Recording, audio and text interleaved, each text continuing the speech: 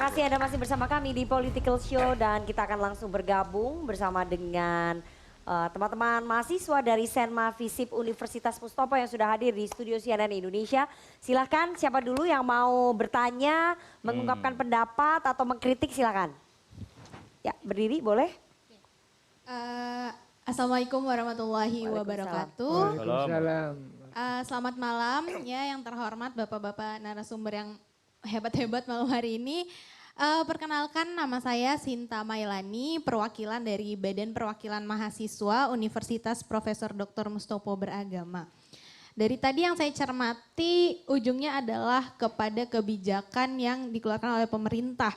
Nah, seberapa besar kepercayaan partai itu sendiri baik dari Nasdem, PDI atau PAN kepada pemerintah dan apakah hak angket yang digulirkan ini nanti akan menyebabkan polarisasi ini pasca pemilu ini akan menyebabkan polarisasi yang lebih parah atau justru akan para partai ini akan berkoalisi untuk menjadi oposisi gitu. Oke. Terima kasih. Menarik.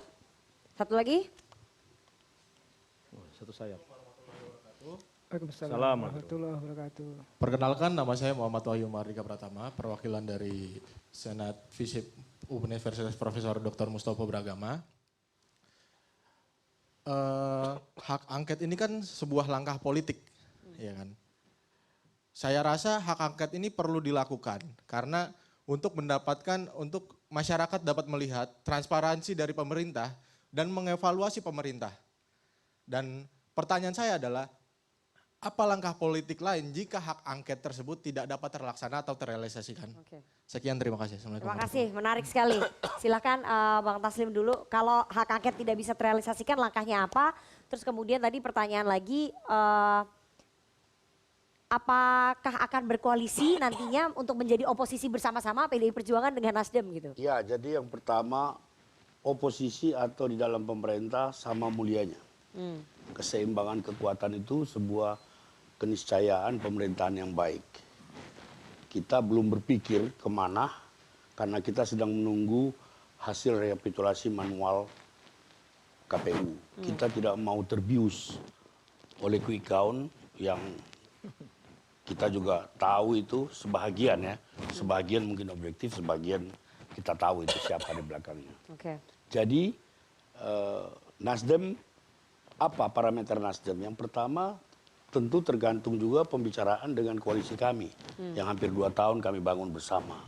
Kita akan jalan sendiri atau jalan bersama-sama. Yang kedua, kita diajarkan oleh Pak Surya Paloh selalu menempatkan kepentingan yang lebih besar daripada kepentingan partai. Itu parameter kita.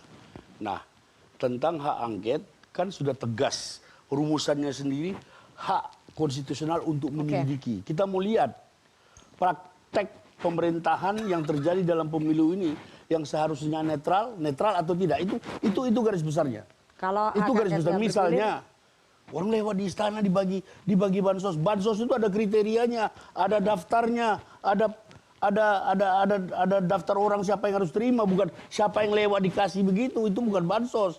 Itu ban apa? Nggak tahu saya apa namanya itu. Oke, nah, tadi kalau misalnya ditanya kalau hak angket gagal kemudian bergulir di DPR, langkahnya apa? Kalau hak angket gagal sebagai upaya konstitusional, kita akan mengakui apa yang terjadi, apa yang dirumuskan oleh angket. Kita ini kan hidup berbangsa, nggak bisa kita mutung-mutungan. Tetapi beri kesempatan kepada pihak-pihak yang ingin menjalankan hak konstitusional yang ini angket. Itu poin kita. Saya ulangi sekali lagi. Pada pertemuan 3 sekjen kita mengatakan kita ingin bersekutu dengan siapapun di Republik ini yang punya niat baik, yang punya niat mulia untuk memeriksa dan memastikan pemilu yang baru terjadi itu adalah pemilu yang terbaik di Indonesia, pemilu yang jurdil, pemilu yang tanpa tekanan, pemilu yang bermartabat dan terhormat. Kita inginkan itu. Oke, itu kode keras buat PD Perjuangan kayaknya, Bang Deddy. Salah lagi. Ya. Apa Oke. tuh?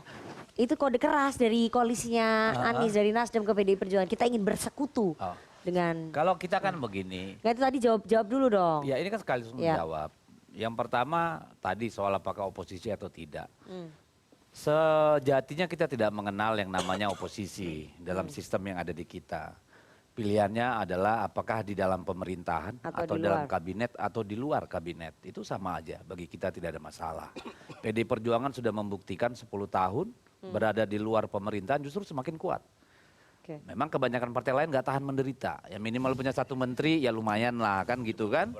Walaupun waktu pemilunya hajar-hajaran, fitnah-fitnahan, tapi bisa juga dapat kursi kayak yang terakhir-terakhir itu kan. Ya, ini maksudnya Nah, tapi Indonesia mudah-mudahan ya kan semua tahu lah. Ya banyak pencari kerja di partai politik soalnya. Ya. Jadi kita kalau menurut sejarahnya itu selalu berada di luar pemerintahan ketika kalah. Dan biasanya kami menggunakan itu untuk melakukan kaderisasi secara masif. Itulah kenapa ketika kita rebound di tahun 2014 kita punya sangat banyak kader yang kemudian bisa mentas dari kabupaten kota ke provinsi dan seterusnya dan seterusnya. Lalu soal kalau hak angketnya gagal dilakukan, ya ada lagi hak interpelasi yang bisa dipakai. Kalaupun itu masih gagal juga ya itu tadi mungkin usulan kawan kita dari PAN ya di masing-masing komisi. Oke. Karena kan kita tidak bisa terlepas dari realita politik. Ya kalau kekuatan tidak seimbang tiba-tiba ada yang apa namanya pindah ke lain hati, ada yang pindah ke lain body kan suka-suka mereka. Tapi mari kita lihat karena apa? Pada pemilu berikutnya rakyat akan menilai Oke. partai mana yang sebenarnya konsisten, Oke. mana yang penting makan enak. Kan gitu. Saya kira itu aja. Oke, baik. Bang Yandri, Oh, terakhir makan mungkin gratis. closing statement. Jadi koalisi 02, koalisinya Prabowo Gibran nggak khawatir bahwa kalau hak angket ini bergulir bisa mengganggu stabilitas politik ya. Maksudnya kan merepotkan gitu kalau misalnya kemudian itu bergulir. Ya, yang jelas menurut kami kita hargai dulu suara rakyat tanggal 14 Februari itu kan. Sampai sekarang damai Ya. ya.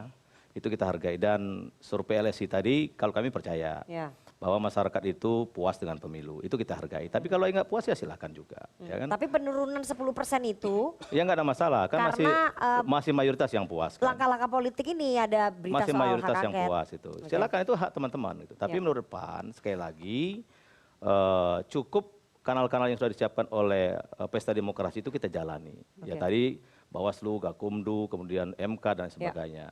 Kemudian kalau ada evaluasi, saya tegaskan kembali, ya komisi-komisi di DPR sudah sangat lengkap. Oke. Dan semua perwakilan fraksi ada di Baik. situ. Kalau belum cukup periode sekarang, periode ke depan bisa Ya. disambung. Kalau di komisi. Tapi kalau misalkan hak angket, tidak bisa carry over. Maka menurut kami, ya kita, menurut kami nih, kita akhiri perdebatan yang mungkin menurut kami nih, mohon maaf ini Ya. teman-teman. Udah 3 kali dibilang Iya, menurut makanya. kami.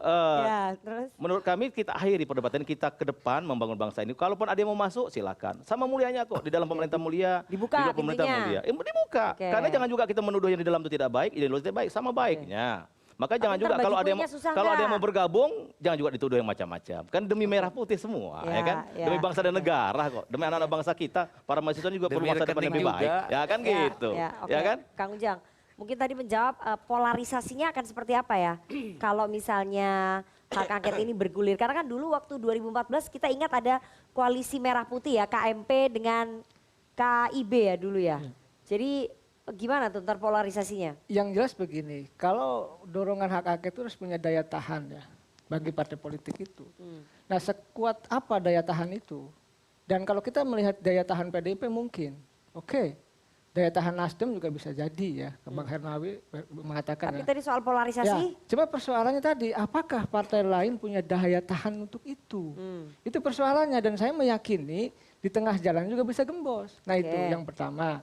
Yang kedua kalau soal nanti apakah PDIP beroposisi, saya senang PDIP beroposisi. Kenapa? Bang Yandi selalu mengatakan itu lebih lincah PDIP. Iya, iya. Lebih lincah di luar pemerintahan dan lebih keras dalam konteks mengkritisi, mengawasi pemerintahan dan itu bagus. Di dalam konteks menjaga pemerintah lebih substansi. hebat loh. Kita 9 Nah. tahun ini Jokowi tingkat kepuasan masyarakat tinggi loh. Ya, Jadi itu jangan oke, bilang Bang. hanya di luar Tar dulu, pemerintahan kita tar dulu, Bang. kuat. Dalam konteks itu Dalam saya melihat. pemerintahan kita sudah buktikan Oke, juga. Dalam konteks itu oke lah, Abang mengatakan itu. Tapi saya meyakini, saya sekali lagi pandangan saya yang tentu subjektif, saya mengatakan tidak keluar aura kekuasaan di dalam pemerintahan itu. dari PDIP. Iya, Ya. sehingga sejatinya begini, PDIP punya target menang, hat-trick, pilegnya menang, pilpresnya menang. 2014 menang, 2019 menang. Nah, 2004 kan pembuktian. Nah, disitulah menurut saya, nah, kekalahan Ganjar ini evaluasi juga bahwa sejatinya Oke. target hat-trick itu tidak tercapai. Artinya bagi saya yang subjektif ini mengatakan ada yang kurang di dalam konteks pemerintahan itu bagi PDIP. Oke, Ya. baik. Terakhir, Kurang instrumen kekuasaan ya, terakhir Prof. Juanda. Singkat saja, sama kurang bansos. kalau misalnya hak angket ini bergulir, batasan-batasannya akan seperti apa? Ya. Saya kira enggak masalah.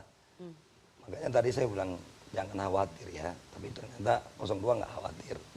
Yang jelas ini adalah instrumen negara demokrasi dan negara hukum. Ini kan bentuk dari pengawasan. Ya. Saya kira perlu dihargai, ya perlu dihargai. Soal bergulir apa batasan-batasan tentu kan tadi dalam undang-undang itu jelas ya. Mekanismenya ada, sudah jelas dan saya kira memang ini tidak ada kaitan dengan pemilu, Ya. hasil pemilu. Tidak akan mempengaruhi, Tidak membatalkan mempengaruhi. hasil pemilu Dan ya? ini evaluasi, Ya, evaluasi. kinerja pemerintah yang dipimpin oleh Jokowi, ya wajar. DPR kan memang Ya, mengontrol pemerintah saya Baik. kira. Baik, setelah ini kita akan dengarkan sentilan-sentilan dari teman-teman komisi.co terhadap langkah ataupun gerakan-gerakan politik dari partai koalisi pendukungnya Anies dan juga Oke. Ganjar terhadap pengguliran hak angket. Apakah memang diperlukan atau ini sekedar alat tawar? Kita harus jeda terlebih dahulu. Jangan kemana-mana bersama kami di Political Show.